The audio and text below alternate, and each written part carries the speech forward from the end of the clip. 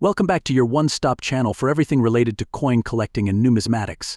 And today we are diving into a fascinating topic, the classic Jefferson nickel from 1972. We'll explore its history, unique features, and most importantly, its value. So, if you have one of these coins tucked away, you might be in for a pleasant surprise.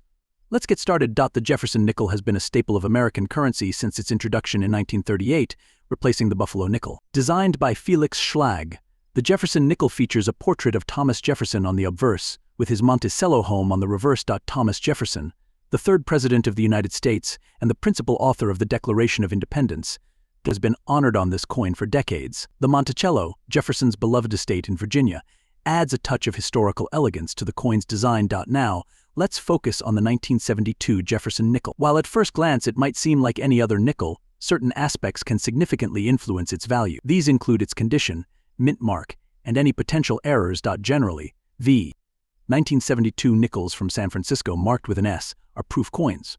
Proof coins are struck with a higher level of detail and have a mirror-like finish, making them especially valuable to collectors. Next up is the condition of the coin. Coins are graded on a scale from 1 to 70, with 70 being a perfect, uncirculated coin. Let's break down the different grades you might encounter. Now, let's talk about errors. Error coins are those that have some sort of mistake from the minting process, like off-center strikes, double dies, or misaligned dies. These errors can significantly increase a coin's value. So, how can you find out the value of your 1972 Jefferson nickel? First, check its mint mark and condition. You can use online resources or coin collecting guides to get a rough estimate. Before we delve into the specifics, let's start with a brief history of the Jefferson nickel. The Jefferson nickel was first introduced in 1938, replacing the Buffalo nickel. Designed by Felix Schlag, this coin features an image of Thomas Jefferson on the obverse and Monticello, Jefferson's home, on the reverse. Over the years, there have been slight modifications to the design, but the core elements have remained the same. Collectors are particularly interested in these coins, not only for their historical value, but also for their numismatic significance. When it comes to collecting Jefferson nickels, condition is everything. The value of a coin can vary dramatically based on its state. Let's break down the different coin conditions, often referred to as grades, and see how they affect a coin's worth. Now that we've covered the grading scale, let's talk about some key dates and variations in the Jefferson nickel series that you should keep an eye out for. First up, the 1939 D Jefferson nickel. It's one of the key dates for the series and is highly sought after, especially in higher grades. Next, the 1950 D is another key date, known for its low mintage and high value in mint state. And let's not forget about, has seen several design changes, particularly during the World War II era, when nickel was a critical war material and the composition of the coin was temporarily altered. From 1942 to 1945, the nickel composition was changed to include silver, creating the war nickels. These coins are unique, with a large mint mark above Monticello on the reverse, making them highly sought after by collectors. When it comes to collecting Jefferson nickels, certain dates and mint marks can significantly affect a coin's value. Here are some key dates to watch for. Next up, let's talk about grading. The condition of a coin is paramount in determining its value. Coins are graded on a scale from 1 to 70, with higher numbers indicating better condition.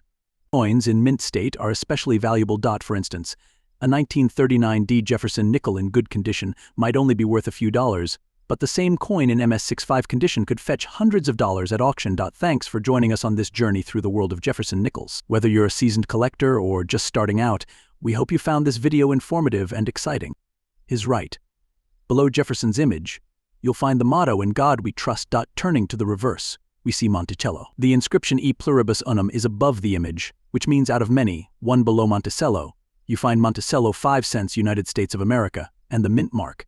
If there is one. These war nickels are unique and sought after by collectors. You can identify them by the large mint mark above Monticello on the reverse. Post-war, the nickel returned to its original composition of 75% copper and 25% nickel. But the design has largely remained the same, with some notable exceptions. In 2004 and 2005, to commemorate the Lewis and Clark expedition, the Mint introduced a series of special designs. These included the Peace Medal and Keelboat designs in 2004, and the American Bison and Ocean in View designs in 2005. Then, in 2006, a new, more modernized portrait of Jefferson was introduced. One thing that hasn't changed is the legacy of Thomas Jefferson and Monticello, which continue to grace the 5 cent.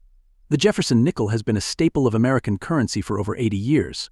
But where did it all begin? To understand the Jefferson nickel, we need to go back to 1938. That year marked the end of the Buffalo nickel's run, which had been in circulation since 1913. The United States Mint decided it was time for a change. In 1938, the U.S. Mint held a design competition to create a new nickel that would honor one of America's founding fathers, Thomas Jefferson. The winner of this competition was Felix Schlag, a German-American sculptor. Schlag's design featured a profile of Thomas Jefferson on the obverse, or front, of the coin. On the reverse, he depicted Monticello, Jefferson's famous home in Virginia. These elements have become iconic symbols of the Jefferson nickel. Now, let's take a closer look at the details. On the obverse, you can see Jefferson's portrait. The word Liberty is inscribed to his left, and the year of minting is 2. The wartime nickels produced between 1942 and 1945. These coins are unique because they were made with a silver alloy due to nickel being a critical war material. These silver war nickels have a distinct look and often stand out due to their silver content. They're also easily identifiable by the large mint mark above Monticello on the reverse. How do you go about assessing the condition of your Jefferson nickels? Here are some tips. The Jefferson nickel has been a staple of American currency since it was first introduced in 1938. Designed by Felix Schlag, this coin features a profile of Thomas Jefferson on the obverse and his Virginia home, Monticello, on the reverse. Let's start with a bit of history. The Jefferson nickel replaced the Buffalo nickel, which had been in circulation since 1913. The new design was part of a broader effort to modernize American coinage. Over the years, the Jefferson nickel. To this day, collecting Jefferson nickels can be a rewarding hobby.